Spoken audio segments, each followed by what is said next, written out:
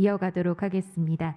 두 번째 세션의 주제는 교통 물류 분야입니다. 변화된 환경 속에서 글로벌 공급망 재편에 대응한 한 아세안 협력 모델에 대해서 이야기를 나눠볼 텐데요. 제가 발표자를 소개하고 세 분의 발표를 마치면 좌장님과 토론자분을 무대 위로 모시고 주제에 대한 심도 있는 토론을 이어나가도록 하겠습니다. 저희 세션은 한국어와 영어 동시 통역이 진행이 되고요. 한국어는 채널 1번, 영어는 채널 2번에 맞춰서 사용해 주시면 되겠습니다. 아울러 원활한 진행을 위해서 발표자분께서는 15분에서 17분 이내로 발표를 맞춰 주시면 대단히 감사하겠습니다. 오전 세션에 이어서도 저희 풍성한 강연을 준비했으니까요. 여러분 끝까지 참석해 주셔서 많은 인사이트 챙겨가시는 시간이 되셨으면 좋겠습니다. 네, 그럼 오후 세션의 문을 열어주실 첫 번째 연사분을 소개해 올리겠습니다. 첫 번째 연사분은 산업연구원 해외산업실 신윤성 연구위원님이십니다. 무대로 모시겠고요. 여러분 박수 부탁드리겠습니다. 신윤성 연구위원님께서는 The Rise of ASEAN with Reorganization of Global Value Chain을 주제로 강연을 주시겠습니다. 안녕하십니까. 산업연구원 신윤성 연구위원입니다. 코로나 시기가 조금 나아져서 위드 코로나로 돌아섰지만 여전히 사회적으로 마스크를 이렇게 쓰고 다니는 그런 시기를 맞이하고 있습니다. 각국의 경제가 사실 코로나 때문에 굉장히 큰 타격을 받았음에도 불구하고 아세안은 반사 이익을 받아서 오히려 더 좋아지고 있는 예측들이 많고 향후에도 더욱더 좋아질 거라고 생각을 해서 제 주제는 글로벌 밸류 체인의 재편에 따른 아세안의 부상에 대해서 말씀을 드리겠습니다. 제 발표는 크게 세 가지 파트로 구성되어 있습니다. 일단 코로나 19에 의해서 글로벌 경제가 어떻게 영향을 받았는지, 그리고 그 상황 속에서도 GVC는 어떻게 재편되고 있는지, 그리고 마지막으로 글로벌 가치사슬에서 새로운 생산 거점으로 부상하고 있는 아세안과 한국의 경제 협력을 어떻게 해야 될지에 대해서 말씀드리려고 합니다. 먼저 첫 번째 챕터로 코로나의 세계 경제에 미친 영향에 대해서 말씀을 드리겠습니다. 코로나는 퍼펙트 스톰과 같아서 거의 모든 것을 바꿔놨다라고 평가가 되고 있고, 그리고 지난 80년 동안 세계 경제가 80년 동안 최악의 상황을 맞았습니다. 다행히 각국 정부의 돈풀기 재정 정책에 의해서 3.5% 정도 경기가 후퇴하는 걸로 끝났지만 여전히 그 상황이 계속 지속되고 있습니다. 지금 월드뱅크에서 발표한 경제 전망치에 따르면 세계 경제는 2021년에 좀 크게 반등을 했고, 백신의 영향으로, 그리고 선진국의 경우에는 백신이 접종률이 70%, 80% 이렇게 도달하면서 빠르게 성장을 했습니다. 그런데 개도국 같은 경우에는 6%라고 나와 있지만 실제적으로 백신 접종률이 높은 나라와 낮은 나라에 따라서 굉장히 편차가 큰 상태에 있습니다. 코로나가 한창 진행 중이었을 때에는 파이낸스 마켓에서는 굉장히 주가도 폭락하고 했지만 각국 정부의 무차별적인 돈풀기 재정 정책에 의해서 호전이 됐고, 커머더티 마켓, 실물 경제 같은 경우에는 원자재 시장 같은 경우에는 크게 감소를 했다가 최근에 돈풀기에 의해서 물가가 상승하면서 돈이 너무 많아지면서 상대적으로 물가가 지금 더 높아지고 있는 인플레이션 상태로 지금 접어들고 있습니다. 그러나 여전히 국제적인 활동 부분에서는 지금 각국이 사회적 거리두기뿐만 아니고 봉쇄 정책, 그리고 여행 제한에 따라서 지금 다 마이너스 성장을 하고 있고, 아세안 같은 경우에는 관광 산업의 비중이 굉장히 높은 나라들이 많았습니다. 싱가포르도 많았고, 그리고 태국, 인도네시아, 말레이시아 전부 관광에 대한 국가 경제의 비중이 높았는데 지금은 여행 제한 때문에 상당히 큰 타격을 받고 있습니다. 그리고 글로벌 트레이드, 국제 무역 같은 경우에도 크게 감소를 했습니다. 다행히 올해부터는 늘어나기는 시작했지만 여전히 공급량 부분에서는 문제가 있다고 얘기를 합니다. 특히 반도체 부분에는 과도한 수요가 크게 늘어나면서 공급이 수요를 따라가지 못해서 공급 부족으로 인해서 지금 문제가 있고, 그리고 물류 같은 경우에도 지금 원활하게 이루어지지 못하면서 물류의 병목 현상이라는 현상들이 나타나면서 뭐 미국 같은 경우에는 물건이 제때 하역을 하지 못하는 상황도 발생하고 있고, 한국 같은 경우에도 몇몇 제품에서 지금 그 공급이 단절되면서 뭐 국내 시장에서 그 경제 활동이 어려워지는 현상도 발생하고 있습니다. 대표적인 예로 요소수 같은 경우에 그랬고, 작년 같은 경우에는 자동차 부품에서 가장 값싼 부품임에도 불구하고 그 공급이 되지 않으면서 국내에서 생산 활동이 이루어지지 못하는 타격을 받는 일도 발생하였습니다.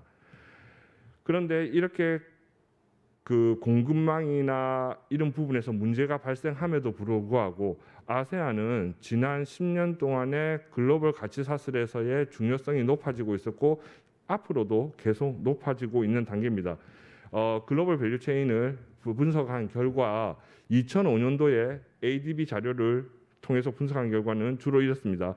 한국과 일본이 중간재를 만들어서 중국에 수출하면 중국은 한국과 일본의 중간재를 최종품이나 소비재를 만들어서 미국으로 공급하는 그런 구조였습니다. 2005년도부터 글로벌 가치 사슬에서 본격적으로 중국이 부상하기 시작했고 2018년도가 오면서 한국과 일본이 중국뿐만 아니고 일본의 그 아세안에도 지금 중간재를 공급하고 있고 중국도 자신의 상품을 일부 아세안에 공급하고 있습니다. 그리고 이 아세안을 통해서 그 중국이 그 미국으로 수출하는 새로운 그 글로벌 가치 사슬이 형성되고 있고 이름으로써 아세안의 지금 중요성이 더욱더 높아지고 있는 상황입니다. 왜 아세안이 글로벌 가치 사슬에서 새로운 성장 엔진으로 부상하는지 말씀을 드리자면 우선 가장 첫 번째 그림에서 보시면 그 중국의 경제 성장률이 그 미치는 그 부분에 대해서 쭉 이렇게 그래프를 그려놨습니다. 그런데 그 가장 특이한 점은 수출이 중국 경제 성장에 그렇게 영향을 미치지 못한다는 겁니다. 왜냐하면 그 주요한 수출품들이 그렇게 고부가가치 상품들이 아니었기 때문이고, 그리고 두 번째 부분에서 그 부가가치가 얼마나 느는지에 대해서 분석을 해보면 수출보다 매뉴팩처 제조업 섹터보다는 오히려 건설업이나 서비스 섹터의 부분의 부가가치가 훨씬 더 높다라는 겁니다. 그리고 마지막으로 그 임금 상승률을 보시면 임금 상승률이 드디어 중국이 너무 가파릅니다. 소득 만불이 넘어 북경 그 만불이 넘어가면서 소득 부분에 소득이 늘어났고 그 소득은 사실 임금 상승으로 이어지면서 중국의 가격 경쟁력이 그렇게 높지 않다라는 지금 판단이 듭니다. 이러한 중국의 구조적인 문제로 인해서 아세안이 저가 노동력의 일부 산업들이 이전되기 시작했습니다. 그러면서 발전하기 시작했고, 그리고 가장 결정적인 부분은 미중 무역 분쟁이 있습니다.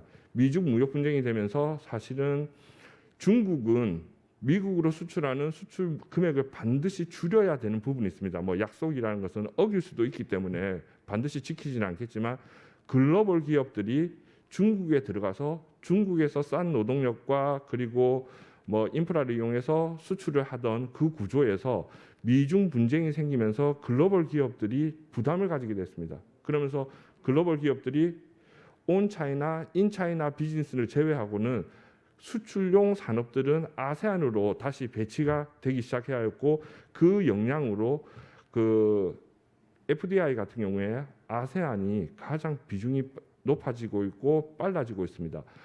글로벌 가치 사슬이라고 하면 가장 기본적으로 그 다국적 기업이 가장 생산비가 낮은 곳에서 가장 부가가치를 많이 얻기 위해서 만들었던 공급망의 형태가 발전한 것인데 대기업들이 이렇게 중국에서 대기업 뭐 다국적 기업이 중국에서 아세안으로 이전하면서 아세안이 결국은 생산에 대해서 중요한 역할을 할 수밖에 없었고, 이 아세안도 사실은 이번에 코로나를 겪으면서 민주주의 국가인지 사회주의 국가인지, 그리고 봉쇄 정책을 좀 민주적으로 했는지 아니면은 강력하게 했는지에 따라서 지금 FDI의 투자가 굉장히 달라지고 있는 상황입니다. 그래서 아세안이 이렇게 글로벌 가치 사슬에서 새로운 생산 거점으로 부상하면서 한국은 어떤 것을 해야 될지에 대해서 말씀을 드리고 싶습니다. 일단 신남방 정책으로 아세안과 한국의 무역 수지는 굉장히 많이 늘었습니다. 앞으로도 늘어날 거고, 그리고 우려스러운 게 있다면 한국이 아세안과의 무역 수지, 그러니까 무역 규모가 중국 다음으로 높아지면서 무역 수지도 굉장히 많이 늘었습니다. 그래서 이 무역 수지를 어떻게 관리할 건가라는 문제에 지금 봉착하고 있고, 그리고 재미있는 건 정말 투자가 많이 늘었습니다. 그래서 2019년도 수출입은행 자료를 통해서 거의 40%가 지금 아세안에 대한 투자가 늘었고, 그리고 2020년도에 코로나임에도 불구하고 줄지가 않았다는 기현상이 발생하고 있습니다. 그래서 아세안 쪽에 자동차, 철강, 그리고 2차 전지 이렇게 하면서 아마 한국의 FDI 규모 중에서 가장 큰 규모가 지금 계획되고 있고 진행되고 있기 때문에 아세안으로 향하는 투자는 계속해서 늘어날 것이라고 생각합니다. 일단 완성차가 들어갔을 때에는 완성차의 부품이나 소재나 이런 것들이 당연히 따라가니까 중간재 부분에서의 교역은 더욱더 늘어날 거고, 이 중간재가 현지에서 수입 대체가 되기 전까지는 상당 부분 한국의 수출이 계속 늘 수밖에 없는 구조라는 것을 말씀드리고 싶습니다. 그리고 미중 문쟁이나 그리고 코로나19로 각국이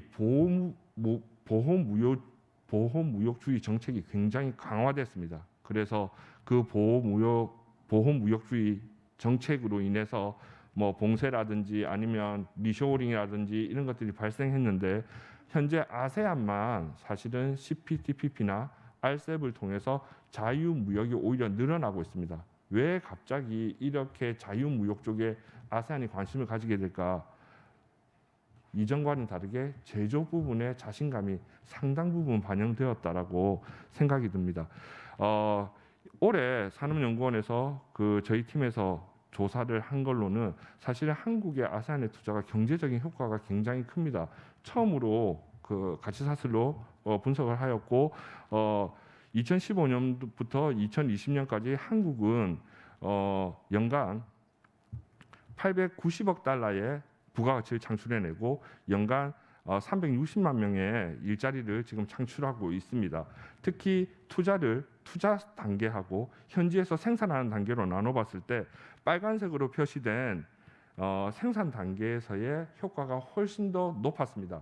그런데 그러나 현재 지금 투자 단계에서의 일들이 많이 벌어지고 있습니다. 자동차도 건설 중이고, 석유화학도 건설 중이고, 그리고 2차 전지도 건설 중입니다. 그러니까 그 투자액 2.5조, 5조, 11조가 실제로 그쪽에서 생산 활동을 벌였을 때는 훨씬 더 많은 부가가치와 훨씬 더 많은 일자리를 창출하는 데 기여할 것으로 생각됩니다. 저희들이 추산한 바로는 생산 단계의 부가가치가 투자 단계의 부가가치 한 20배 정도 높은 것으로 그렇게 추정되었습니다. 그리고 향후에 아세안과 한국의 경제 협력은 새로운 생산 거점의 배치에 따라서 더욱더 가팔라질 겁니다. 그리고 미중 분쟁이 격화되면 격화될수록 아세안은 반사 이익을 받을 것으로 생각됩니다.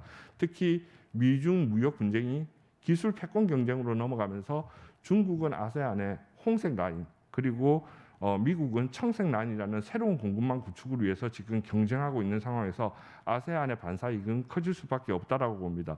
어쨌든 이러한 부분에서 자유무역이라는 부분에서의 지금 핵심으로 부상하고 있는 아세안과의 경제 협력을 위해서 한국은 다른 나라보다 훨씬 많은 장점이 있습니다. 첫 번째는 제조 부분입니다.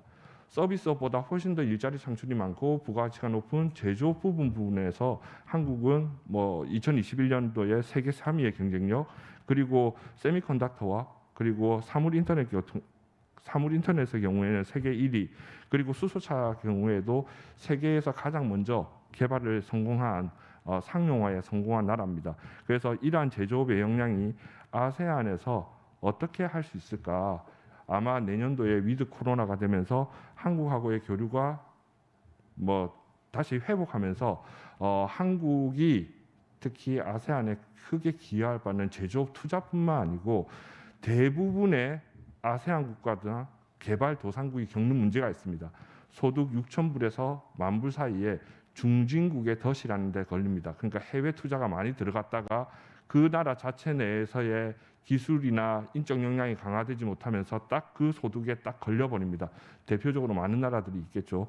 그런데 한국이 아마 사람이 너무 많아서 사람이 자원인 나라라고 평가를 받는데, 이 한국에서의 교육 역량, 기술 발전, 그리고 사회 구축, 그리고 사회 서비스 다양한 인적 역량이나 노하우들은 향후 아세안이 중진국의 덫에서 벗어날 수 있는데 크게 기여할 수 있을 거라고 생각됩니다.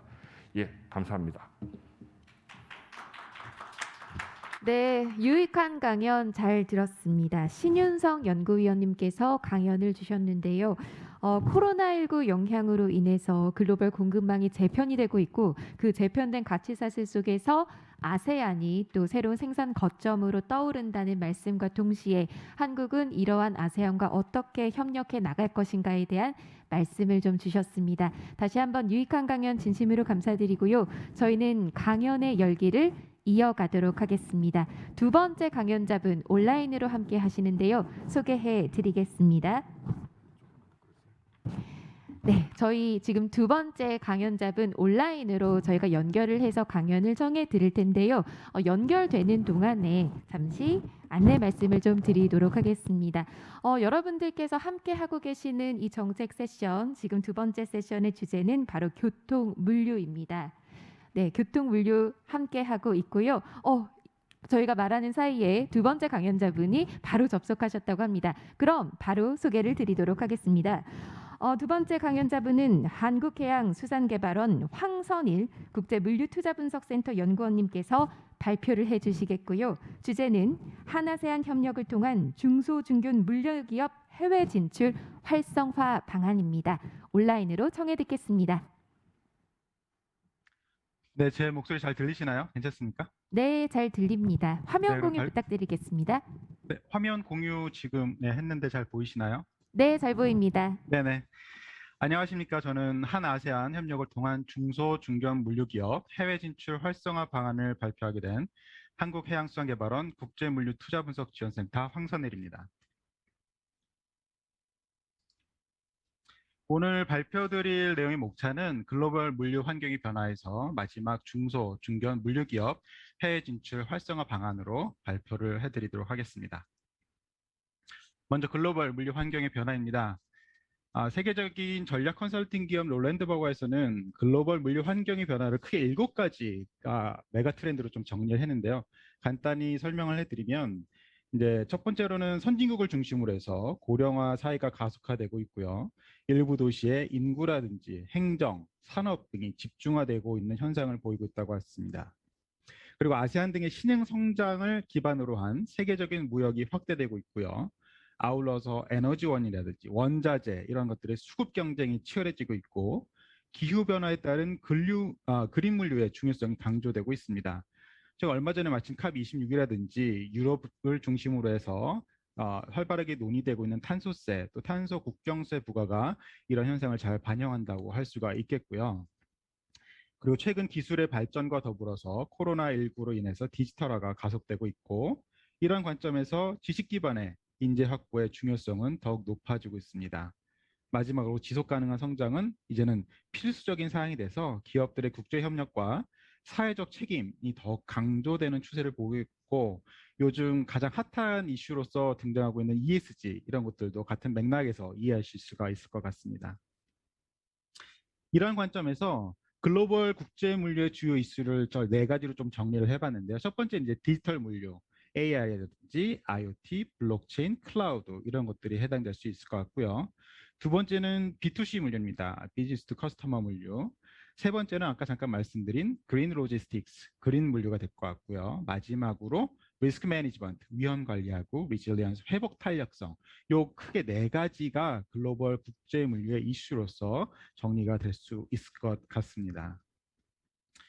자, 특히 아까 앞서서 발표해 주신 바와 같이 미국과 중국의 무역 분쟁, 또 코로나19 등으로 인해서 글로벌 공급 사슬 재편이 활발하게 진행되고 있는데요.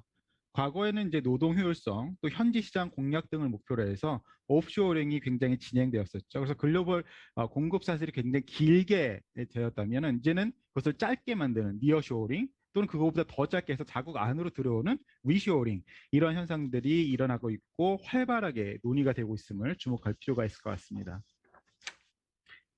그리고 2000년 하반기부터 시작해가지고 급격한 수요 증가가 발생하게 됐고요. 여기 수요를 맞추기 위해서 공급도 증가하게 되고, 이로 인해서 항만 적체 현상이 발생하게 됐고요. 채선이라든지 선박 운항의 정시성이 떨어지게 됐겠죠. 그래서 이로 인해서 글로벌 공급 사슬의 병목 현상이 나타나기 시작했습니다. 그러니까 병목 현상이 일어나게 되니까 선박을 섭외하기도 굉장히 힘들어지고, 운임들은 계속하게 올라가게 돼서 단적인 예로 2021년 11월 기준에서 컨테이너 운임 지수가 전년 동기 대비 무려 170% 이상 상승했다는 것을 보시면 알 수 있을 것 같습니다. 다음은 두 번째로 아세안 주요국 해운 항만 현황을 말씀드리겠습니다. 아세안 지역은 우리나라에서 두 번째로 큰 무역 대상국입니다. 지속적인 경제 성장으로 중산층의 인구가 꾸준하게 증가하고 있고요. 과거 생산 기제에서 소비 시장으로 변화하고 있는 양상을 보이고 있습니다. 아세안의 GDP 성장률도 놀라운데요. 세계 평균이 약 2.97%인데 여기 대비 약 2배 정도 높은 수준을 유지하고 있습니다. 2018년 기준 우리나라와의 무역량은 이제 중국이 압도적으로 좀 높습니다. 23.6% 정도 되는데, 두 번째가 어디냐면 아세안 국가입니다. 14%를 차지하고 있고요. 우리나라 무역 상대국 중 아세안 국가가 20개 가장 큰 나라를 뽑아봤을 때 거기서 아세안 국가가 10개 국가인데 그중에서 6개 국가가 여기에 포함되어 있다는 것도 주목할 필요가 있겠습니다. 아세안 국가의 지배선대 규모를 좀 살펴봤는데요. 이거는 약 7,788척으로 전 세계의 약 15%를 차지하고 있고요. DWT 기준으로는 1억 9,100만 톤을 보유하고 있습니다. 2019년 기준 아세안 국가 해상 컨테이너 물동량은 1억 2천만 TEU로 전 세계의 14.9%를 차지하고 있다고 보시면 되겠습니다. 항만의 경우 이제 물동량 기준 세계 상위 50위 컨테이너 항만 중 싱가포르, 그다음에 말레이시아, 인도네시아, 베트남을 중심으로 해서 9개의 항만을 보유하고 있고요. 아시아 주요국의 항만 여건들을 좀 살펴봤을 때 이제 좀 보게 되면 평균 하역일은 일본, 홍콩 등이 굉장히 좀 짧은 걸 보실 수가 있고요. 미얀마가 좀 가장 길죠. 다음에 무역 통관 효율성 같은 것을 볼 때 홍콩이라든지 한국이 높은 반면에 미얀마, 브루나이는 상대적으로 좀 낮다는 것을 아실 수가 있을 것 같습니다. 예, 종합적으로 아세안 국가의 평균 하역일 및 통관 효율성은 한중일 대비 다소 낮은 수준으로 보시면 될 것 같습니다. 다음 세 번째는 중소중견 물류기업 해외 진출 지원 정책에 대해서 말씀드리도록 하겠습니다.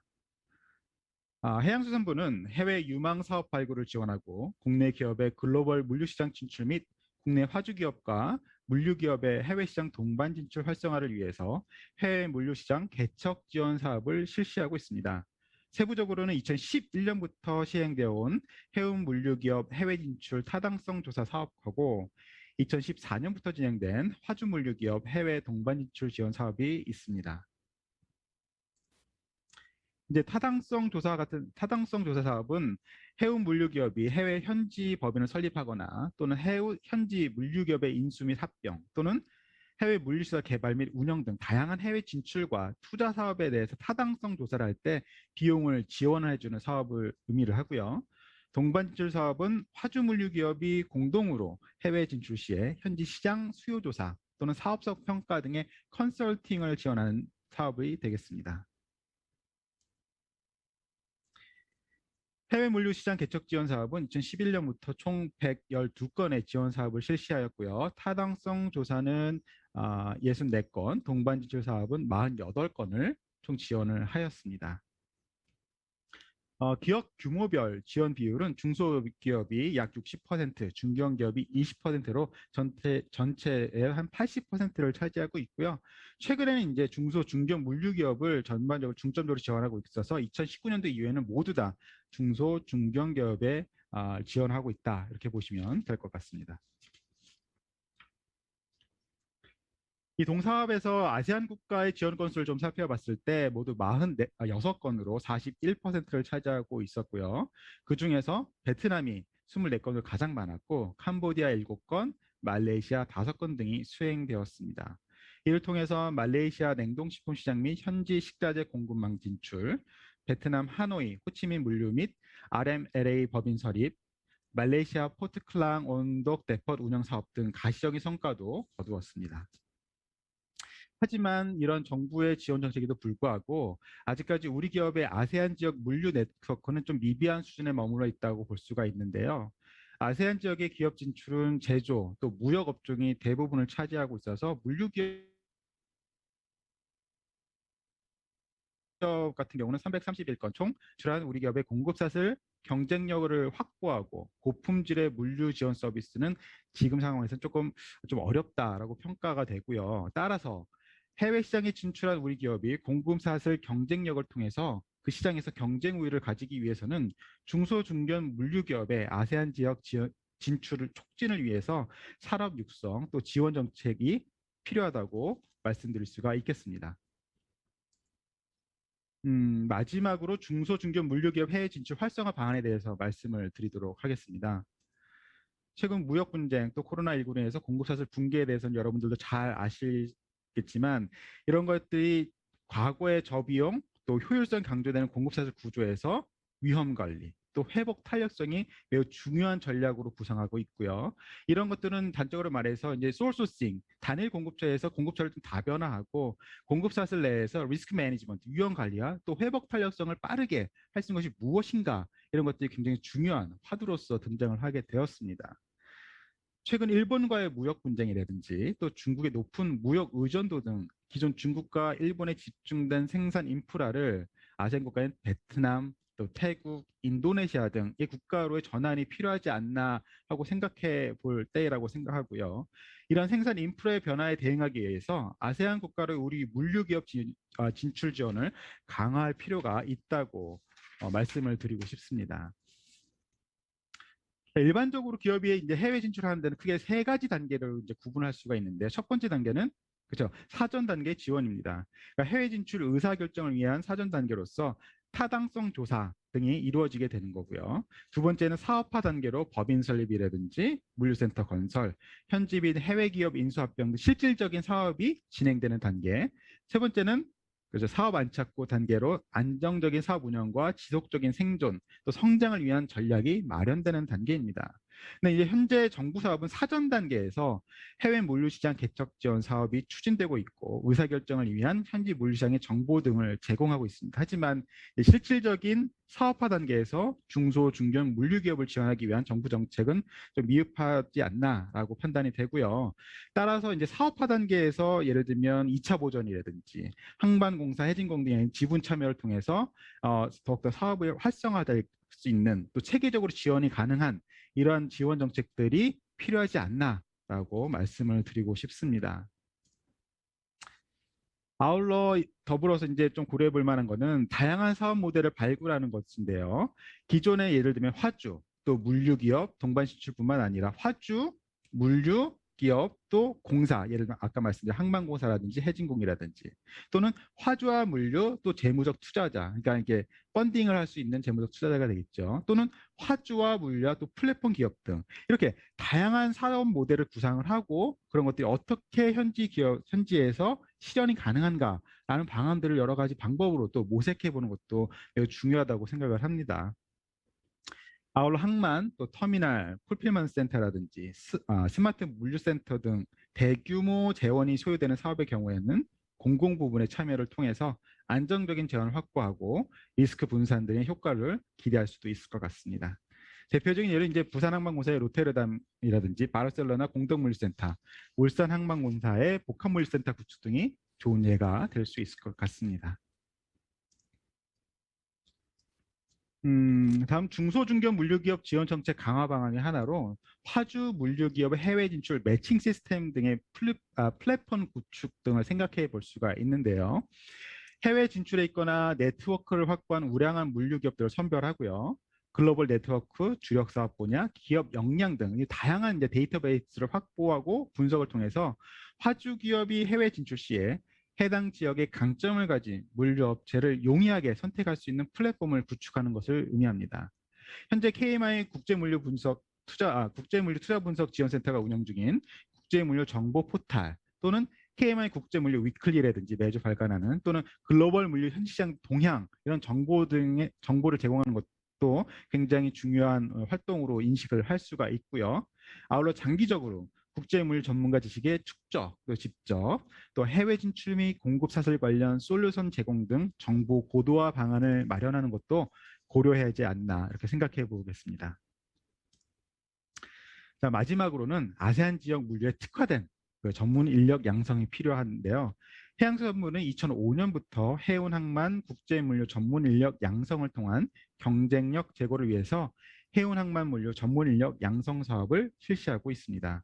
국내 해운, 항만, 국제물 전문 인력 양성에는 가시적인 좀 성과가 있었지만 상대적으로 전문 인력의 해외 진출은 사실적으로 좀 미비한 수준이거든요. 따라서 지역 물류 특화 전문 인력 양성과 해외 취업 지원 프로그램 강화 방안 마련이 필요합니다. 아울러서 해외 진출과 해외 취업, 또 인력과 임금, 복지, 생활 여건 등의 인식을 좀 변화하고 수준 차이를 해결할 수 있는 업계 노력과 지원 정책이 필요하지 않나 이렇게 생각해 볼 수가 있을 것 같습니다. 자, 이상으로 한 아세안 협력을 통한 중소 중견 물류기업 해외 진출 활성화 방안 발표를 모두 마치도록 하겠습니다. 경청해 주셔서 감사합니다. 네, 말씀 전해주실 황선일 연구원님 다시 한번 감사를 드리겠습니다. 글로벌 물류 환경의 변화, 좀 트렌드를 좀 살펴주셨고요. 그 다음으로는 중소, 중견 물류 기업의 해외 진출을 지원하기 위한 정책에 대해서도 좀 얘기해 주셨고, 그리고 그 활성화 방안에 대해서도 짚어주셨습니다. 많은 연사분들께서 참 중국에 대한 의존도를 낮추고 또 공급 사슬의 다변화를 위해서 한 아세안 협력을 굉장히 중시하는 메시지를 많이 전해주고 계시는데요. 이번 포럼을 통해서 협력이 더욱더 활성화되는 바람이 있겠습니다. 네, 그럼 다음 연사분을 소개해 드리도록 하겠습니다. 다음 연사분 역시 온라인을 통해서 함께 해주고 계시고요. 현재 UNSCAP에서 근무 중이신 김수협 본부장님이십니다. 발표 주제는 Regional Cooperation for Sustainable Transport Development in Asia and the Pacific을 주제로 강연을 주시겠습니다. 네, 연결되셨나요? 네, 화면 네, 공유 안녕하십니까. 부탁드리겠습니다. 네, 아마 여러분 화면 잘 보이시는가요? 네, 잘 보입니다. 네, 네, 발표 시작해 좋습니다. 주십시오. 네, 감사합니다. 방금 소개받은 태국 방콕에 본부를 두고 있는 UNSCAP 교통국의 김수엽입니다. 먼저 이 회의를 준비하신 KMI와 관계자분들에게 감사를 드립니다. 저는 오늘 해양산업과 물류 가치 사슬에서 중요한 화두인 지속 가능한 교통에 대해서 발표를 하게 되어서 영광으로 생각합니다. 앞서 두 분의 발표자께서 이미 제시한 바와 같이 우리는 이러한 포럼이나 워크숍 등을 통해서 지속 가능한 운송에 대해서 배우고 공유할 수 있는 역량을 강화할 수 있을 것으로 생각합니다.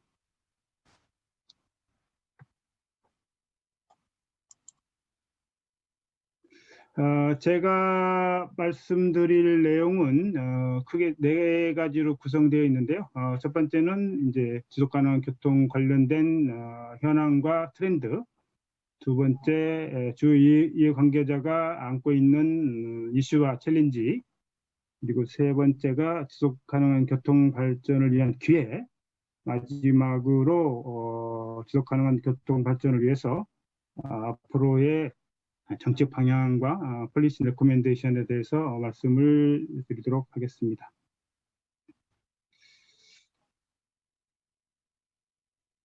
그림에서 보시는 것처럼 이 그림은 이제 SDG와 교통 간의 관계를 보여주고 있는데요. 2015년에 유엔이 총회를 통해서 지속 가능한 발전 목표 2030을 글로벌 아젠다로 설정을 했고, 많은 국제기구, 정부, 민간 부분이 17개 부분의 목표를 달성하기 위해 서로 협력 중에 있습니다. 이 각각의 섹터들은 서로 상관관계가 높고 의존성이 깊기 때문에 종합적이고 동시적인 접근이 필요하다고 볼 수 있고요. 특히 운송 부분은 기후변화, 대기오염, 도로 안전, 운송 인프라 개발 및 에너지 효율성과 같은 많은 부분에서 직간접적인 영향을 미치고 있다고 볼 수가 있겠습니다. 여러분 잘 아시는 것처럼 지난주에 폐막된 영국 글래스고에서 열린 COP26 회박의 주요 내용을 뉴스를 통해서 잘 알고 계시리라 생각합니다. 막판에 인도를 포함한 몇몇 나라의 반대로 석탄 발전의 중단이 단계적 감축으로 조정됐고요. 또 내년에 2030 NDC를 다시 제출해야 하는 중요한 이슈들이 협의가 되었습니다. 그렇지만 이 COP26 또는 기후변화 협약에 대한 입장은 국가별 산업별로 서로 매우 다르기 때문에 후속 대응을 위한 철저한 대응이 필요한 상황이고요.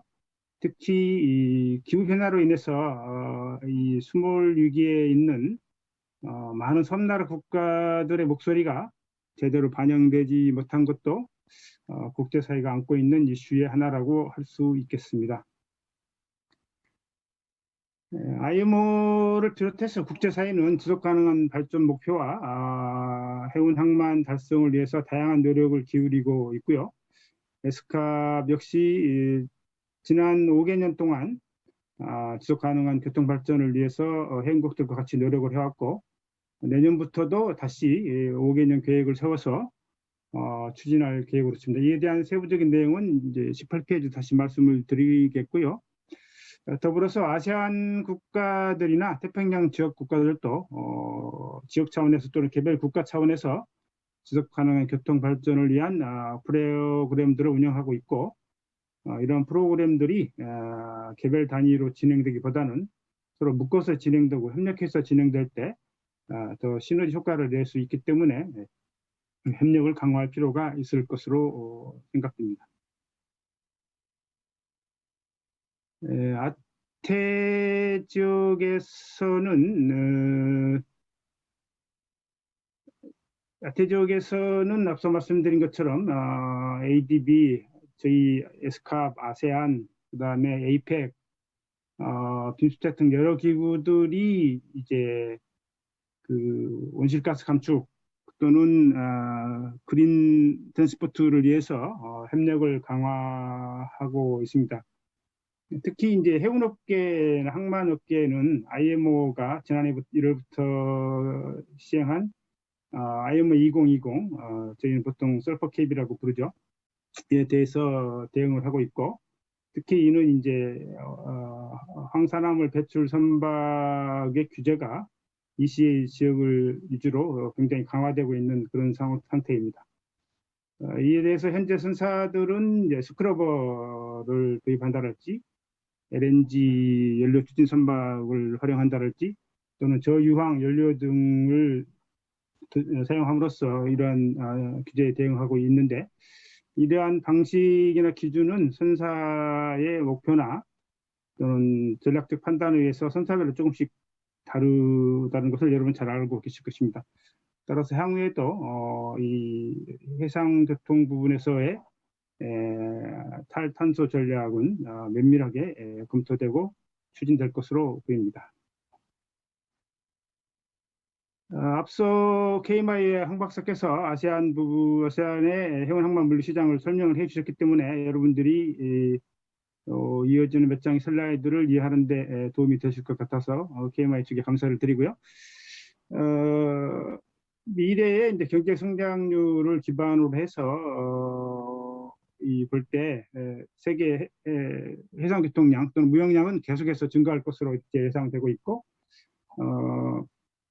월드뱅크나 IMF 등의 자료들을 기초로 해서 볼 때 2025년, 2030년 각각 5.8% 또는 4.6%까지 이렇게 성장할 것으로 보여지고 있습니다. 이러한 전망과 관련해서 저희가 좀 주의해야 될 것 중 하나가 있는데,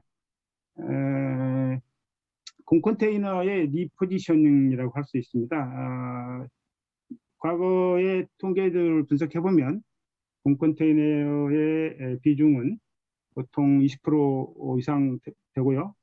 최근에는 23, 24%까지 나오고 있는데, 이러한 공컨테이너가 발생하는 것은 이제 수출 화물과 수입 화물의 언밸런스도 있고, 한정 물량도 영향을 미치고 있습니다.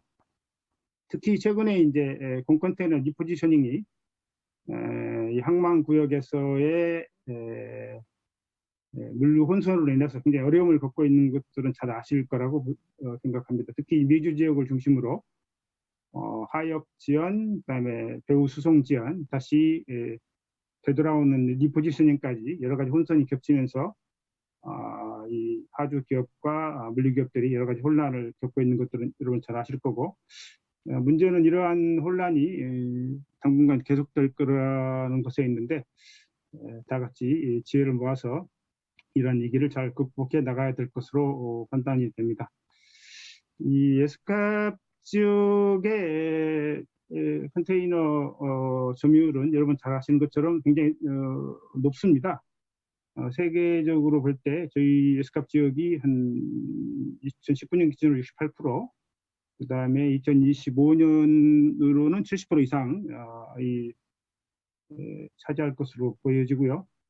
이 중에서도 이거를 세부 서브 지역별로 나눠보면 중국, 일본, 한국 등이 포함된 동아시아 지역이 그 중에서 비중이 가장 높죠. 한 74%, 그다음에 아세안 지역이 15% 정도, 그 외의 지역들이 이제 소소하게 6%, 3% 차지할 것으로 이렇게 전망이 되고 있습니다.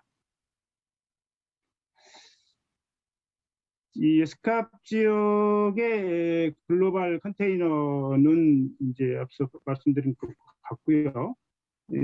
지금 에스캅 지역의 항만 물동량을 보시면 2019년 은쿠타도 통계에 하면 8억 1,100만 TU로 확인이 됐고요. 저희들 에스캅은 자체적으로 이제 요 항만 물동량 추정 모델이 있는데, 저희들이 추정한 것으로는 7억 6,400만 TU 정도로 추정이 되었습니다. 이게 이제 드룰이나 엉쿠타드의 추정 것보다 살짝 작은데, 그 이유가 저희들은 이제 수출입 컨테이너 위주로 전망을 하고, 다른 두 기관들은 이제 도메스틱 컨테이너까지 다 포함하는 그런 소소한 차이 때문에 그렇게 된 거고요. 저희들의 예측에 따르면 2025년까지 한 5.8% 정도 성장을 할 것으로 보여지고, 2030년까지는 그보다 조금 증가 추세가 줄어들 것으로 보여지고 있습니다. 그리고 2030년이 되면 10억 TU를 넘길 것으로 저희들은 전망을 하고 있는데, 아마 그때까지는 이러한 전망이 이러한 물동량 증가가 이루어질 것으로 이렇게 전망을 하고 있고요. 그 다음에 에스캅 지역이 차지하는 이 글로벌 전체 항만 볼륨도 한 75%까지 늘어날 것으로 이렇게 저희들은 전망을 하고 있습니다. 이 에스캅 지역뿐만 아니라 글로벌 해운 시장을 보면은 뭐 선대가 계속해서 증가했다는 것들은 여러분들이 잘 아실 거고요. 최근에 24,000 TU까지 지금 수송에 투입이 되었고, 반면에 이제 이 해운 서비스를 제공하는 선사들의 수는 M&A 등을 통해서 조금 줄어든 상황입니다. 여러분들 보시는 것처럼 그래프 아래쪽에 이 서비스 선사 수가 조금 줄어들고 있죠. 반면에 이제 이 수송 역량이라고 하는 이 컨테이너 슬롯 공급량은 오히려 늘고 있습니다. 이것은 선대 대응화도 크게 영향을 미쳤고, 또 선사들이 서비스 루트를 조정을 해서 이 효율적으로 서비스를 제공하려고 노력을 해왔기 때문으로 이렇게 판단이 해석이 되고 있습니다. 다음부터는 에스캅 지역에서 안고 있는 여러 가지 이슈 또는 도전 요소들에 대해서 살펴보도록 하겠습니다. 이런 것들은 앞에서 여러분들이 말씀 나눈 것들과 중복되는 측면도 일부 있습니다만은 에스캅은 이제 여러분 잘 아는 것처럼 경제 발전 정도, 그다음에 경제 규모, 영토, 인구, 그다음에 거버넌스 시스템이 굉장히 상이합니다. 국가의 위치나 이 해양과의 관계에 따라서도 연안 국가도 있고 아키펠라고 컨트리도 있고, 그다음에 태평양과 같은 스몰 디벨로핑 아일랜드도 있고, 또 심지어 뭐 라오스처럼 내륙 국가도 있습니다. 그래서 아세안 지역의 이 국가들의 상태는 굉장히 다양하다, 이렇게 우리가 이해하고 있고요. 그렇기 때문에 이들 아세안 지역, 특히 에스캅 지역에 있는 회원국들이 안고 있는 문제도 굉장히 좀 복잡하고 서로 다릅니다. 특히 이제 요 슬라이드에서 보시는 것처럼 대부분의 이슈가 선진국이나 또는 일정 수준 교통 발전에 이른 국가들에 대해서 부족하거나 미흡하거나 불충분한 이런 상황이라고 볼 수 있고요. 특히 이제 우리가 좀 주목해야 될 것은 이제 이 아세안 국가들은 대부분 도로 위주의 교통 시스템, 뭐 저희들도 상당 부분 그렇긴 합니다만은, 그다음에 이제 분산되고 파편화된 거버넌스, 그다음에 국가별 또는 산업별로 이 디지털 갭이 굉장히 크고요. 그다음에 통합교통 시스템이기보다는 단절된 교통 시스템들, 이런 것들이 전체적으로 아세안의 성장 잠재력을 이렇게 좀 충분히 발휘하지 못하게 하는 요소들이 되고 있습니다. 이어서 말씀을 드리면 이 에스캅 지역 또는 특히 아세안 지역의 국가들의 경우에 이 교통 물류비가 상대적으로 좀 높은 반면에 퍼포먼스는 조금 낮은 추이를 보여주고 있습니다. 특히 월드뱅크의 LPI나 웅쿠타드의 다이너스핑 컨테이너 인덱스들을 보면 굉장히 극단적입니다. 예를 들면 중국, 싱가포르, 한국, 말레이시아 이런 나라들의 지수는 굉장히 높은 반면에 태평양 도서 국가들의 지수는 10포인트대로 굉장히 낮고, 해상교통의 연계성이 낮다는 의미는 이제 화주들이나 물류 기업들이 지불해야 될 코스트가 상대적으로 높아진다는 것과 또 불안정하다는 것을 의미할 수 있겠습니다. 특히 이제 대부분의 많은 국가들이 여전히 이제 교통 인프라가 부족하고요. 또 아직도 운송 절차가 굉장히 복잡하고, 또 아세안 지역은 국가 간 이 내륙 운송이 많은데도 불구하고, 또 아세안이라고 하는 한 울타리 안에 있음에도 불구하고 국가 간 이 트랜짓이나 크로스보더 트랜스포트가 여전히 조금 미흡한 측면이 많이 있고, 이 때문에 이제 저희 에스캅 차원에서도 아시안 하이웨이나 또는 트랜스 아시안 레일웨이 이런 협약들을 통해서 이러한 트랜짓이나 크로스보더를 활성화시키려고 나름대로 노력은 하고 있습니다만은, 여전히 이제 데이터도 좀 부족하고, 그다음에 이제 이 물류 인프라도 좀 부족하다 보니까 이 선진국들에 비해서 좀 효과가 낮게 나타나고 있는 상태입니다. 특히 이제 저희 아세안 지역의 경우에는 교통사고, 특히 도로교통사고가 다른 지역에 비해서 굉장히 높습니다. 여러분 뭐 동남아 지역을 뭐 출장이나 여행으로 가보시면 아시겠지만, 오토바이도 굉장히 많고, 또 이 부수부수 차가 튀어나오기도 하는 등 여러 가지 사고 위험이 높기 때문에 저희 교통국의 주요 미션 중에 하나도 이 교통사고를 예방하고 또 신속하게 대응하는 것을 주요 목표로 삼고 있을 정도로 아직은 조금 물류 구조가 비용이 좀 높은 반면에 퍼포먼스는 좀 낮은 이런 상태라고 볼 수 있겠습니다. 오른쪽에 보이는 그림이 제가 앞서 설명드린 현재 진행되고 있는 글로벌 서플라이 체인에서의 혼선입니다. 그러니까 이 코비드로 인해서 항만 노동자, 그다음에 트럭 운송사 이런 노동 인력의 유입이 줄어들고 그러다 보니까 이제 항만에서 하역, 대륙 운송 이런 곳에서 이제 적체가 발생하고 이로 인해서 전체적인 물류 체인이 어려움을 겪고 있는 과정이라고 볼 수 있겠습니다. 다음은 해운 분야에 좀 집중해서 저희들이 안고 있는 이슈들을 좀 찾아보면요. 수갑 해운국들은 앞서 말씀드린 것처럼 인프라 부족, 그다음에 투자 지원 부족, 또 낮은 정책 우선순위 등 해상 운송과 관련해서 여러 가지 제한 사항을 가지고 있습니다. 문제는 이러한 이제 제한 사항이나 이슈가 연안 해운이나 내륙 수도 쪽에서 좀 집중되어 있고 이것들이 굉장히 오래된 이슈라는 것들이죠. 잘 아시는 것처럼 국제 운송은 이제 이미 개방화되어 있고 표준화되어 있어서 상당히 높은 수준에 와 있는 반면에 개별 국가의 내륙 운송 정책 또는 내륙 수송 정책은 각국에 맡겨져 있는 상태다 보니까 좀 국제 표준에 비해서 미흡한 경우가 많고 이 때문에 이제 정부의 개입이나 지원이 필요한 경우가 상당히 많습니다.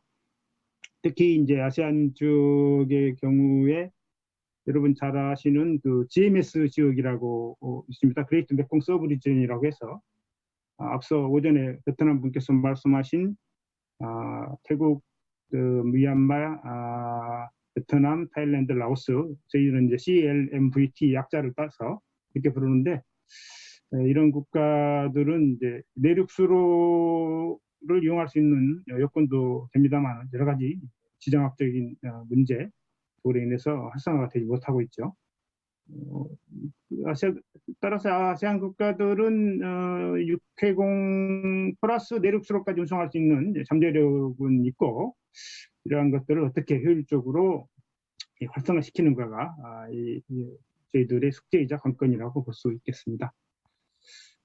다음은 이제 항만 부분에 대해서 좀 이 챌린지를 좀 더 세부적으로 살펴보면 여전히 이제 아세안 지역 포함해서 항만 간 경쟁이 상당히 심해지고 있다라고 볼 수 있죠. 모든 나라가 대부분의 나라가 여건이 쉽지 않음에도 불구하고 리저널 허브가 되겠다 또는 서브 리저널 허브가 되겠다고 이제 시설 투자에 나서고 있는 상황입니다. 또 그런 상황에서 또 일부 국가들은 기존의 지위를 강화하기 위해서 추가적인 투자를 아끼지 않는 상황이죠. 그러다 보니까 이제 이 막대한 투자 재원은 필요한 데 비해서 이제 동원할 수 있는 재원은 좀 부족한 상황이 발생하고 있고요. 그다음에 항만과 연결되는 철도망, 운송망, 도로 운송망 또는 내륙 수송망이 통합돼서 개발이 돼야 되는데 종종 각각 따로 개발되거나 아니면 시차를 두고 동시에 시차를 두고 개발되는 경우도 있는 것 같습니다. 특히 이제 항만 개발은 이 투자 재원의 조달 때문에 정부나 또는 GTO 등이 아니면 사실 엄두 내기 어려운 측면이 많이 있죠. 그렇기 때문에 이제 이 항만 부분에서의 이슈는 주로 정부나 항만공사 또는 지자체와 같은 공공 부분과의 관련이 깊고 연관이 깊다고 볼 수 있겠습니다. 그리고 이 아세안 지역은 지역에 따라서 이제 태풍이나 쓰나미 또는 해수면 상승 이런 이 자연재해도 종종 일어나고 있고요. 그다음에 또 일부 국가처럼 이 소유 사태도 일어나고 있어서 정치적인 안정도나 이런 것들도 조금 외국 투자가들이 투자를 꺼리는 요인이 되고 있습니다만 전체적으로는 이제 아세안 지역의 역동성, 다양성이 이 해당 지역의 매력을 높이는 중요한 요소들이 되고 있다고 볼 수 있겠습니다. 이 슬라이드는 이제 앞서 보신 것처럼 저희가 이슈에 대해서 여러 것들을 말씀을 드렸는데, 그거를 정리해서 보면 이코노믹, 소셜, 인바이러먼트 앤드 거버넌스 이렇게 압축해서 볼 수가 있겠고요. 세부적인 내용은 나중에 한 번 더 이렇게 살펴봐 주시기를 부탁드리겠습니다. 다음 슬라이드 가기 전에 좀 한 가지 강조를 드리면, 이제 S갑 지역의 해운 항만 또는 물류는 이제 물동량 처리를 얼마나 하느냐, 또는 뭐 이 수익이 얼마나 남느냐라고 하는 일종의 전통적인 가치를 좀 중시하는 경향이 있고요. 최근에 이제 부각된 가치인 이제 환경 또는 사회적 가치는 상대적으로 낮거나 또는 덜 중요하게 여겨지고 있습니다. 그래서 저희들이 항만 당국에 방문해서 인터뷰를 하거나 또는 뭐 회의를 하면, 그분들의 관심사는 어떻게 하면 항만을 더 많이 짓거나 또는 확장하거나에 있지, 이 항만이 얼마나 지속 가능하게 운영될 수 있느냐, 또는 사회적으로 지역사회 통합에 기여하거나 젠더 이퀄리티에 기여할 수 있느냐라고 하는 그런 측면은 좀 소홀하게 떨어지는 경향이 있습니다. 그래서 이런 것을 바탕으로 이 슬라이드 설명을 드리면, 이제 저희뿐만 아니라 유엔 차원에서는 이 이코노믹 디벨롭먼트, 소셜 인클루전, 그다음에 인바이러먼트 프로텍션, 세 가지를 어떻게 조화롭게 발전시켜 나가느냐가 이제 큰 관건이라고 보고 있고요. 자세히 보시면 뭐 좀 세부적으로 이 섹터들이 조금 다릅니다만은 서로 연결이 되어 있습니다. 그래서 어느 한 정책을 도입하게 되면 다른 정책에 또는 다른 섹터에 영향을 미치게 돼 있죠. 그렇기 때문에 이제 서로 시너지를 낼 수 있는 방향으로 이제 이런 정책들이 도입이 돼야 될 것 같습니다. 결론적으로 말씀을 드리면, 이제 이 지속 가능한 교통은 더 이상 뭐 옵션이 아니고 필수적인 사항이 되었고요. 저희들의 정책 방향은 얼마나 스마트하게 가느냐, 그다음에 친환경적으로 가느냐, 안전하게 가느냐에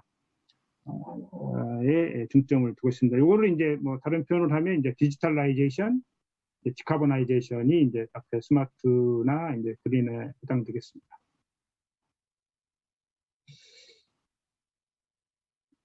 이제 저희들이 이제 에스카뿐만 아니라 모든 나라나 국제기구가 지속 가능한 발전에 이제 관심을 기울이고 있고 노력을 하는 것은 이제 뭐 온실가스 문제뿐만 아니고 이 친환경적인 교통 시스템이나 물류 체제 또는 글로벌 서플라이 체인을 구축하지 못하게 되는 경우에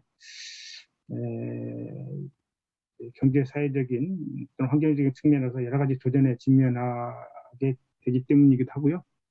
또 뭐 실질적인 측면에서는 뭐 IMO나 UNFCC 이번에 개막된 꼭 이런 회의를 통해서도 규제나 또는 레귤레이션이 계속 강화되고 서로 도입이 되고 있기 때문입니다. 그래서 뭐 단순하게 그러한 규제에 대응하기 위해서라기보다는 좀 진취적이고 창의적으로 이 지속가능 교통 발전을 이끌어 나가는 것이 더 좋지 않겠냐는 것이 저희들의 의견이고요.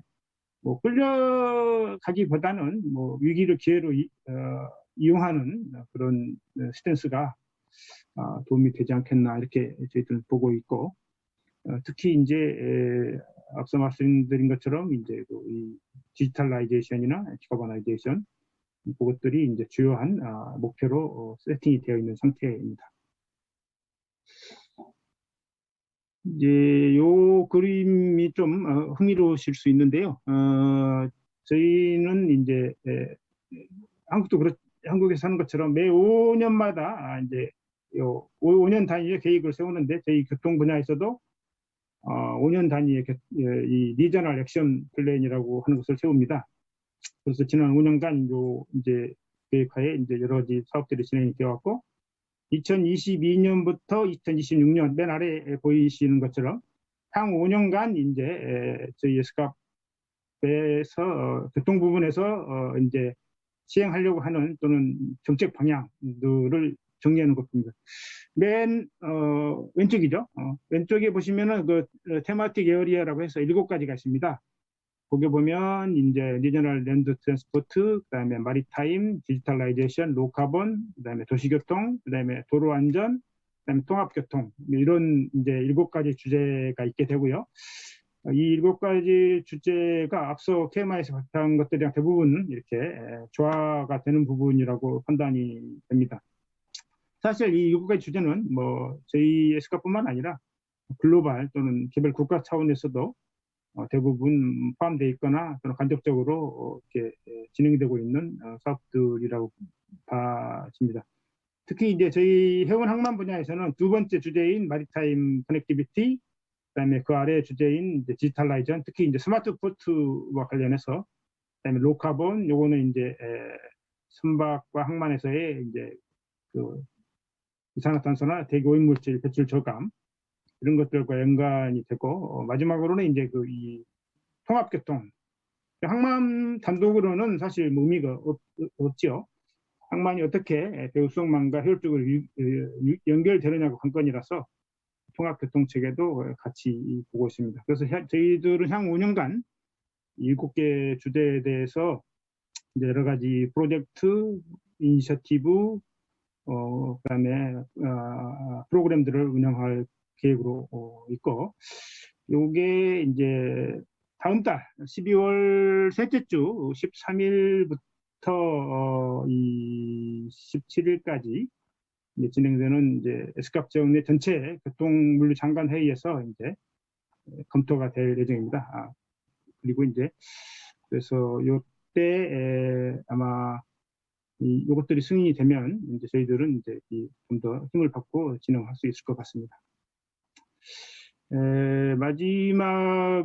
마지막으로 지금 잠깐만요.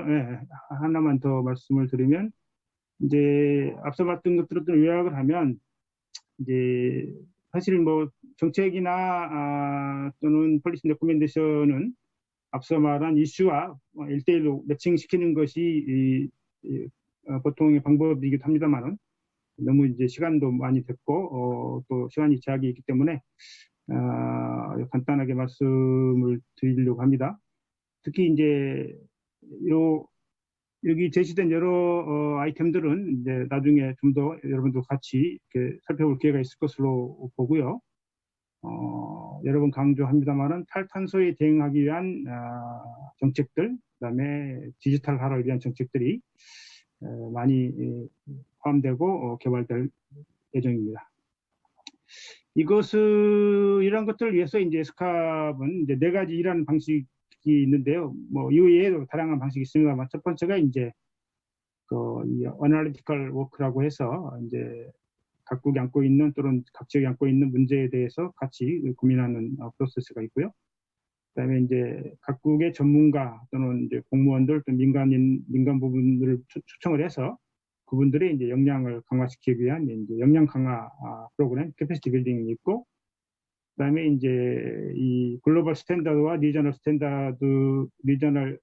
레귤레이션을 좀 이렇게 조화시키기 위한 여러 가지 이제 규정이나 협약을 만드는 이제 놈 세팅이 있고, 마지막으로 이제 파트너십이나 코퍼레이션이 있습니다. 사실 수많은 국가, 수많은 이해관계, 수많은 산업이 이렇게 얽혀 있기 때문에 상호 협력 없이는 일정한 효과를 이루기가 어려울 것 같고요. 특히 지속 가능한 교통 발전은 개별 국가 차원으로서는 뭐 명백한 한계가 있기 때문에 인근 국가들 또는 민간까지 포함하는 여러 이해관계자들의 협력이 필수적이라고 하겠습니다. 다시 한번 요 회의를 준비해 주신 KMI와 관계자분들께 감사를 드리고 저는 이상으로 발표를 마치겠습니다. 고맙습니다. 네, 강연 주신 UN 에스캅 김수엽 본부장님 다시 한번 감사를 드리겠습니다. 해운 항만 분야에 있어서 에스캅 지역이 갖고 있는 그런 이슈들 그리고 극복해야 하는 도전 과제들에 대해서 좀 짚어주셨고요. 특히 경제와 환경, 사회, 거버넌스 측면에서 다각도로 좀 짚어주셨기 때문에 이해가 굉장히 쉽지 않았나 생각이 들고요. 또 지속 가능한 운송 시스템의 발달은 이제 더 이상 옵션이 아니라 의무라는 말씀을 좀 해주셨습니다.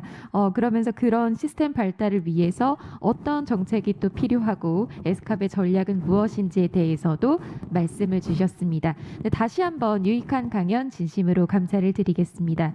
저희는 교통 물류라는 주제를 가지고 지금까지 세 분의 발표자분을 모시고 발표를 청해 들었는데요. 발표를 통해서 저희가 못다한 이야기 지금 토론을 통해서 이어가도록 하겠습니다. 그럼 바로 토론을 진행해 주실 좌장님부터 소개해 드리겠습니다. 이번 토론의 좌장은 한국해양수산개발원 이성우 본부장님께서 이끌어 주시겠습니다. 무대로 모시겠습니다. 무대로 나오실 때 여러분 큰 박수로 환영해 주시기 바랍니다. 네, 좌장님을 무대로 모셨고요. 이어서 토론자분을 모시겠습니다. 두 번째 토론자분 인하대학교 권호경 교수님 무대로 나와주시고요. 여러분 박수 부탁드리겠습니다. 네, 그리고 앞서 발표를 해주셨던 신윤성 연구위원님도 토론에 함께 해주시겠습니다. 다시 한번 박수 부탁드리겠습니다. 네, 그리고 온라인을 통해서 발표를 주셨던 두 분 역시 토론에 함께 해주시겠습니다. 황선일 연구원님 그리고 김수엽 본부장님 토론에 함께 해주시겠습니다. 네, 그럼 저는 마이크를 좌장님께 넘기도록 하겠습니다. 네, 안녕하세요. 한국해양수산개발원의 종합정책본부를 맡고 있는 이성우라고 합니다. 오늘 한아세안 물류 싱크 비즈 포럼에서 이 교통 물류 세션의 좌장을 맡게 되었습니다. 앞에 세 분의 발제자께서 아주 의미 있는 이야기를 해주셨습니다. 우리 신윤성 박사님께서는 이 아세안의 중요성 그리고 최근 일어난 글로벌 SCM의 교란에 의해서 오히려 이제 아시안이 더 중요해지고 있다. 특히 또 아시안이 이제 제조 부분에 자신감을 가지고 중국을 대체하는, 그러니까 중국과 미국의 갈등의 반사 이익을 아세안 쪽으로 갈 거라고 이야기를 하시면서 이 아시안과 한국의 협력에 대한 이야기를 해주셨습니다. 그리고 두 번째는 우리 황선일 박사께서 이 아세안 지역의 우리나라 물류기업, 그러니까 앞에서 이야기했던 이 아세안 지역의 제조가 부상을 하고 있음에도 불구하고 이 물류 환경이 열악해서 이 부분을 개선하기 위해서, 그리고 또 우리나라 제조기업들이 다수가 아세안 지역으로 지금 진출을 하고 있는데 여기에 이제 중소, 중견 우리나라 물류기업들이 직접 진출해서 아시안의 글로벌 물류 환경을 개선해주고 또 우리 기업들의 어떤 물류 역량도 제고하는 측면에서 여러 가지 정책들과 또 추가적으로 해야 할 정책에 대해서 이야기를 해주셨습니다. 세 번째는 제가 존경하는 우리 선배님이신 김수엽 또 에스캅 부부장님께서 이 글로벌 어젠다인 지속 가능한 교통에 대해서 전반적인 이야기를 해주셨습니다. 그러면서 같이 가야 하는 이 협력에 대한 중요성과 2D죠. 디지털라이제이션하고 디카보나이제이션을 조금은 물류 쪽에, 교통 쪽에 연계시켜서 스마트, 그다음에 친환경, 그리고 또 안전에 대해서 이야기를 좀 해주셨습니다. 지금 제가 이렇게 전체적으로 한번 요약을 해봤는데요. 저희들이 이제 주어진 시간이 상당히 좀 제한적이다고 이야기하셔가지고 다행히 오늘 토론을 이제 저희 우리 존경하는 인하대학교 권오경 교수님만 모셨기 때문에 우리 권 교수님이 이 세 분의 발제에 대한 내용 그리고 또 본인이 가지고 가신 생각하고 계신 내용에 대해서 좀 큰 방향에 대해서 이야기를 좀 해주시고 또 거기에 또 추가적으로 또 우리 신윤성 박사님 또 온라인에 계신 두 분이 또 코멘트할 내용이 있으면 추가적으로 듣는 걸로 해보겠습니다. 그럼 권오경 교수님 부탁드리겠습니다.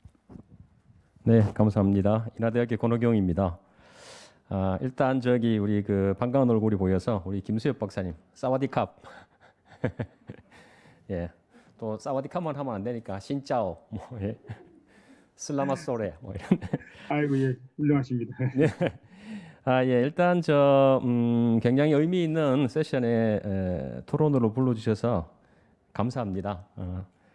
요약을 다 해주셨기 때문에 어떻게 보면 매우 새 주제 발표 다 굉장히 귀한 발표고 굉장히 인포머티브한 이런 발표라고 생각해서 제가 여기에 뭐 평가를 한다거나 혹은 뭐 심각한 질문을 한다거나 하는 것보다는 아까 우리 이 박사님께서 추천해 주셨듯이 제 생각을 약간 얻는 정도로 이렇게 좀 말씀을 드리겠습니다. 사실 이 주제 이 행사가 우리가 뭐 글로벌 코리아 이런 개념으로 한 아세안 물류 Think and Biz 포럼이니까 여기는 think니까 좀 뭔가 우리가 앞으로 그 좋은 정책 발전을 위해서 생각할 만한 그런 것들을 좀 던지면 좋겠다 이런 생각을 했습니다. 사실 최근에 공급망 이슈는 우리가 이제 현실에서도 많은 그런 불편을 느끼는 부분도 있고, 그 다음에 이런 미국의 정상이 직접 회의를 소집할 정도로 굉장히 중요한 이런 어젠다임에도 불구하고 논의가 조금 제한적으로 이루어지고 있다는 것이 매우 아쉽습니다. 예. 그런 점에서 본다면은 이러한 작은 세션이지만은 큰 영향을 미칠 수 있는 그런 잠재력이 있다고 봅니다. 사실 현재 글로벌 공급망은 이런 국가와 산업이 아주 이렇게 밀접하게 연결되어 있어서 어떻게 본다면 현재 인터넷과 같은 이런 복잡한 이런 모습을 보이고 있다. 이렇게 이제 생각을 합니다. 그래서 우리가 이제 글로벌 공급망을 이해할 때는 인터넷 같다 이렇게 생각하는 것이 좋을 것 같고, 인터넷이 글로벌 보편적인 표준을 만들었듯이 미래에는 이런 공급망도 이런 메가 FTA 같은 것들이 잘 이루어지면서 글로벌하게 좀 이렇게 표준화되어 있는 seamless한 이런 결국은 물류 흐름이 만들어져야 된다 이렇게 봅니다. 근데 이렇게 연결되다 보니까 우리가 속칭 나비 효과랄까 혹은 장애에 대한 그런 민감도가 굉장히 높아졌죠. 그래서 최근에 우리가 이제 공급망의 장애라고 부르는, 언론에서는 뭐 서플라이 체인 스퀴즈라고 이렇게 부르던데요. 이런 거라든가 혹은 물류 네트워크의 병목 현상 이런 것들이 이제 발생하고 있다고 봅니다. 사실 뭐 글로벌 가치 사슬은 본격적으로 확산된 것은 20년 전에 이제 중국의 WTO 가입 이후에 본격적으로 이제 글로벌 기업들이 비용을 낮출 수 있는 중국 그리고 뭐 동아시아 국가로 이렇게 진출하면서 이런 글로벌 공급망 길이가 확장이 이렇게 됐는데, 당연히 선진국은 비용 절감하려 갔던 것이고 신흥국은 수출을 통해서 국가 경쟁이 높이고 또 이제 기술도 배울 수 있고 하다 보니까 한동안 굉장히 많이 늘었다가 사실은 글로벌 금융위기 이후에 GBC 참여율이 좀 정체되는 그런 모습을 보여왔었습니다. 거기는 뭐 여러 가지 이유가 있겠지만은 뭐 이제 개발도상국도 기술 좀 배웠고 그 다음에 이제 그런 지역 내 어떤 공급 기반도 형성이 됐고 시장도 형성이 되고 하다 보니까 사실 좀 정체됐는데, 최근에 이제 이런 미중 간의 어떤 무역 분쟁이 있으면서 향후에 이제 이런 공급망의 구조가 굉장히 이제 큰 변화를 겪지 않을까 이제 이런 생각을 하고 있습니다. 사실 이제 세계 금융 위기 이후에 GBC가 정체되는 현상, 그리고 이제 그걸 통해서 성장을 하는데 고용이 창출이 잘 안 되는 현상을 우리가 뉴 노멀이라고 이제 불러왔었죠. 그러면서 이제 무역 증가율하고 GDP 증가율이 별 차이 없이 이렇게 성장이 이루어져 왔었는데, 여기에 이제 우리가 말하는 코로나 19가 발생하면서 최근은 사실 학자들이나 산업계에서는 이것을 뉴 어브노멀 이렇게 이제 부르고 있습니다. 그러니까 아무도 이해할 수 없는 이런 상황이 이제 벌어졌다 이렇게 볼 수가 있는데요. 그래서 우리가 글로벌 공급망 재편에 대한 어떤 정책 제안을 하기 위해서는 왜 이렇게 재편이 일어나야만 하는가를 우리가 이해를 해야 될 것 같습니다. 첫 번째는 아까 말씀드렸던 글로벌 공급망의 어떤 금융위기 이후의 침체기를 일단은 이해를 해야 될 것 같고요.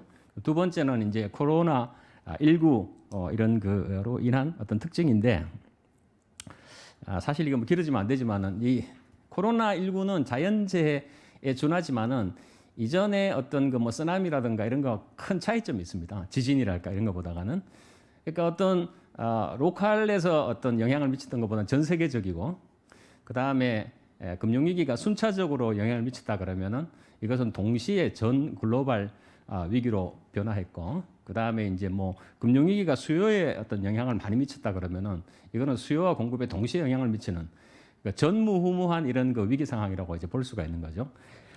다행히 이제 그 백신이 공급되고 있고 그 다음에 중국이 기대보다가 빠른 회복세를 보이고 있고 또 아까 말씀을 하셨지만은 너무나 풍부한 유동성이 있고 그리고 거기다 자산 버블까지 있어가지고 소비가 촉진되면서 공급 부족 그 다음에 물류망의 정체 현상이 이제 일어나고 있는데 이것은 뭐 이제 좀 시간이 지나면 이제 KMI에 또 우수한 연구진이 계시니까 또 우리 물류 산업이 경쟁력이 있으니까 좀 언젠가는 글로벌 물류 산업 관점에서 해소가 될 것으로 봅니다만은 여기에 이제 미국과 중국의 그 무역 전쟁 특히 이제 미중 간의 이제 그 무역 전쟁은 저희들이 좀 생각해야 될 것이 미국이 이런 그 공급망을 경제 안보의 관점에서 본다는 겁니다. 양보할 수가 없는 거죠. 그래서 아까 뭐 홍색 라인, 청색 라인 그 말씀하셨지만은 미국은 이제 좀 우방 국가로 이루어진 쉽게 이야기하면 이런 그 중국이 좀 딴지를 걸어도 공급에 문제가 없을 정도의 어떤 그런 거 기술 유출도 좀 안 됐으면 좋겠고 거기에 참여하라는 거죠. 그러니까 우리는 이제 중국이라는 시장도 있고 그리고 이제 그 여기 또 메시지가 나면 또 이제 미국도 있고 하기 때문에 외교적으로 절묘한 수를 좀 가져야 된다고 봅니다. 그리고 아까 이제 말씀하신 그런 탄소 중립 문제 중요하고요. 그리고 이제 뭐 디지털 경제 이런 것들이 이제 공급망 재편에 영향을 주니까 우리가 이제 공급망이 재편됐을 때 아세안과 한국과의 역할을 규명하려면 이러한 한 4가지 내지 5가지 영향을 충분히 그리고 굉장히 심도 있게 데이터를 가지고 이렇게 분석을 해야 된다고 봅니다. 그런 점에서 아까 우리 그 신 박사님 그런 분석은 굉장히 의미가 있다고 보여지고요. 제가 보는 관점에서 그 한국과 아세안의 협력 관계를 발전시키기 위해서는 일단 2가지 테마가 중요하다고 봅니다. 첫 번째는 요즘 이제 차이나 플러스 원 전략이라고 하는 것이 있거든요. 그래서 이제 선진국 특히 이제 미국이나 유럽 기업들이 중국으로부터 싱글 소싱을 하다 보니까 조금 문제가 이제 생긴다는 것을 파악한 이후에 한 나라 정도 더 해서 속칭 그 기업 우리 구매 전략 관점에서 본다면 싱글이 아닌 패러렐 소싱 이런 걸 해서 위험에 좀 대비하자 하는 그런 전략이 있습니다. 그러면서 이제 한쪽으로는 이런 그 공급망을 좀 블록화하자. 우리가 속칭 팩토리 아메리카, 팩토리 유럽, 팩토리 아시아라고 하는 이런 3가지 정도의 블록으로 이렇게 발전할 거라고 보는데 결국은 이제 미국 같은 경우에 플러스 원을 어디에 둘 것인가가 이제 중요할 거 아니겠습니까? 만약에 중남미에 둔다 그러면은 아세안에 미치는 영향은 좀 적을 거고 만약에 아세안이 둔다 그러면 아세안의 영향이 커지는 거죠. 그럼 우리나라 같은 경우는 사실 아무래도 플러스 원을 한다 그러면 아시안에 투자할 가능성이 큰 거죠. 그래서 이러한 그 차이나 플러스 원 전략하고 블록화 2가지 관점에서 앞으로 아세안과의 어떤 그 협력 관계를 발전할 필요가 있다. 그 점에서 본다면 아까 그 신 박사님이 보여주신 여러 가지 통계가 의미가 있는데 특징은 이제 팩토리 아메리카하고 팩토리 유럽은 사실 블록을 형성하긴 하지만은 이런 그 역외 교역 그러니까 아시아 지역과의 역외 교역이 계속해서 증가하고 있다는 거. 한편 이제 아시아 지역은 역외 교역도 증가하겠지만 역내 교역이 많이 증가하고 있습니다. 그 말은 아까 우리 뭐 한국, 일본이 중국으로 원자재를 보내서 만들어서 미국 수출했는데 그게 아니고 그 중간에 이제 아세안이 들어가는 이런 그림을 보여주는 구조로 이제 변할 거로 이제 봅니다. 그런 관점에서 이제 전략을 만들어 나가는 데는 전적으로 동감을 합니다. 그렇다면은 과제가 뭐냐 이제 그런 건데요. 저희들이 이제 꼭 생각해야 될 게 이런 글로벌 공급망은 통신망 이런 거랑 좀 틀려갖고 이게 만드는데 상당한 오랜 시간이 걸린다는 걸 절대 잊어서는 안 된다는 거죠.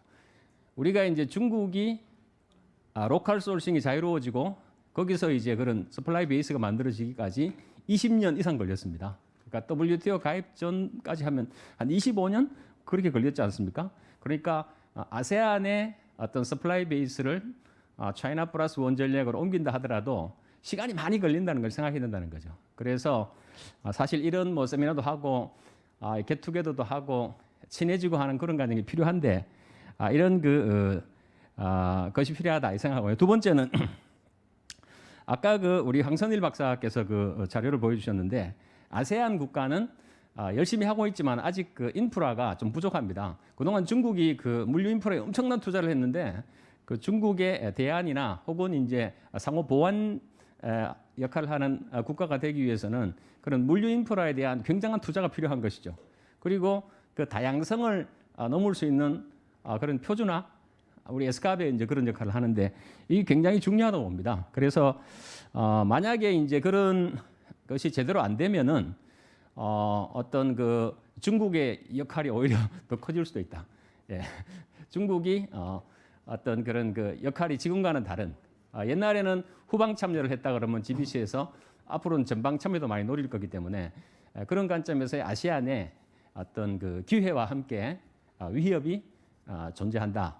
이렇게 봅니다. 그래서 일단 그 물류에 대한 관심이 많이 더 필요하다는 거고요.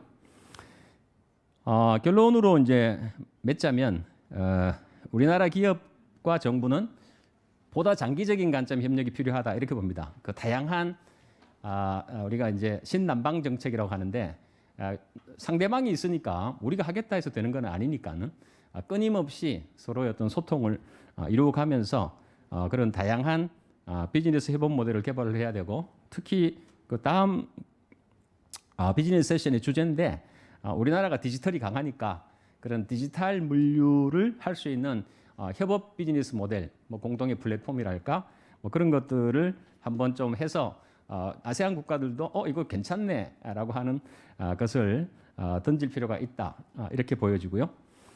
그래서 이제 그 또 하나 이제 제조업이 진출할 때 꼭 물류 기업을 좀 같이 데려가 달라. 그 일본 같은 경우는 항상 같이 가는데 우리는 좀 그렇지 못한 경우가 종종 있습니다. 그래서 좀 정부가 좀 인센티브를 주더라도 제조 물류 동반 진출을 할 때는 상당한 혜택을 준다거나 하는 게 필요할 것 같고요. 그리고 제가 이제 학교에 있으니까 한마디만 더 말씀드리자면은 사실 우리 대학에 최근에 그 유학생들이 많은데 아직까지는 중국 학생들이 모조로티입니다. 그러나 앞으로 우리가 동남아 아세안 지역의 학생들의 좀 자금을 주더라도 빨리 이런 그 서로 커뮤니케이션이 될 수 있는 우수한 인재를 공동으로 육성하고 특히 아까 그 물류 인재 양성 산업에 대해서 황 박사님이 잠깐 언급했는데 우리나라 학생을 아세안을 잘 아는 그런 학생들로 키우는 것도 좋지만 아세안 학생을 불러서 한국과 아주 친한 그런 우수한 인재를 키워내는 것이 단기적으로 더 효과가 있을 수 있다. 이렇게 보고요. 그리고 이제 앞으로 정부나 이런 국책연구기관이나 우리 그 경제사회연구회 같은 데서 그 좀 제가 부탁드리고 싶은 것은 그동안 이제 연구가 국가, 지역, 산업 이렇게 이루어져 왔잖아요. 그런데 지금은 전혀 다른 형태의 어떤 경제 현상, 글로벌 공급망이라고 하는 게 있거든요. 그래서 앞으로 뭐 산업연구원에서도 계시지만은 핵심 전략 품목별로 아예 글로벌 공급망을 진단하고 그리고 데이터베이스를 구축하고 그리고 어떤 대안을 마련하는 어떤 패러다임의 좀 변화 이런 것이 있었으면 좋겠다 이런 생각을 해봅니다. 예, 감사합니다. 네, 교수님 감사합니다. 원래 20분에 마쳐야 되는데 주최 측에서 5분을 주셔가지고 제가 이제 교수님 토론 내용이 이제 주옥 같아서 계속 들었습니다만 이제 2분 남았습니다. 지금 발표하시는 분들한테 제가 한 10초 정도 짤이나 틱톡급으로 한번 혹시 코멘트를 해주시고자 하시면은 해주시고요. 그게 조금 쑥스럽다 그러면 기권을 해주셔도 되는데 아무래도 우리 또 플로어에 와 계신 신윤선 박사님은 올라와서 아무 말씀도 안 하시면 될 것 같으니까 20초 드리겠습니다. 딱 20초만 쓰시고 그리고 저한테 넘겨주셔야지 저도 20초 안에 끝낼 수 있습니다. 예, 본의 아니게 아이돌처럼 센터에 서게 된 신윤성입니다. 일단 산업연구원의 입장에서 말씀드리면 작년에 불화수소 그리고 올해 요소수 문제 때문에 많은 질책을 받았습니다. 왜 빨리 못 찾았냐. 그다음 중국으로부터 수입하는 특정 국가로부터 수입하는 게 90% 넘어가면 위험도가 있지 않아야 그 보고를 했어야 되지 않냐라는 문제에 굉장히 고민에 빠졌습니다. 그런데 사실 그게 HS 코드 10단위에서도 이제 기타 원료 이렇게 사실 잡을 수가 없는 내용이었습니다. 그래서 연구자로서 사실 말씀을 드리면 과거의 이론을 가지고 현장을 분석하고 이론 그 좀 예측을 했다기보다는 정말 좀 노가다 같은 작업들을 해야 되는 정말 미시적인 데이터를 요구하는 정책적인 수요가 늘어서 이런 부분에 대해서는 고민이 좀 더 있어야 될 것 같다라고 생각이 듭니다. 그리고 오늘 많은 화두를 던져주셔서 앞으로 더욱더 열심히 일하도록 하겠습니다. 감사합니다. 네네, 20초 넘었습니다만 아주 짧게 해주셨습니다. 오늘 이제 사실은 그 해외에 있는 분도 계시고 해서 다 말씀을 한 번씩 더 들어야 됩니다만 시간이 매우 제한적이라서 항상 이야기는 또 뒤에서 또 따로 나누는 게 또 더 재미있습니다. 그리고 또 이 플로어에 계시는 분들한테도 질문을 받아야 됩니다만 시간이 한계가 있으니까 저희들이 온라인에 들어온 질문들은 따로 또 답변을 드리도록 하겠습니다. 이 세션에 교통물류 세션에 저희 오늘의 키워드는 협력이라고 생각합니다. 이 협력을 통해서 우리가 어떻게 잘 연결을 해서 아까 여러 가지 문제들을 같이 해결하는 방법이 우리 미래에 같이 살아나갈 수 있는 방법인가 아닌가 생각을 하면서 오늘 저희 교통물류 세션의 마지막 말로 가름하도록 하겠습니다. 네, 감사합니다. 진행해주신 좌장분 그리고 발표자분 다시 한번 감사를 드리겠습니다. 정말 시간이 짧아서 너무나 아쉽습니다만 그 짧은 시간 안에 핵심 내용만 쏙쏙쏙 들려주신 모든 발표자 여러분, 토론자 여러분 진심으로 감사를 드리겠습니다. 저희 두 번째 세션은 이것으로 마치도록 하고요. 잠시 쉬었다가 3시 30분부터 세 번째 세션으로 이어가도록 하겠습니다. 여러분 3시 30분에 뵙겠습니다. 감사합니다.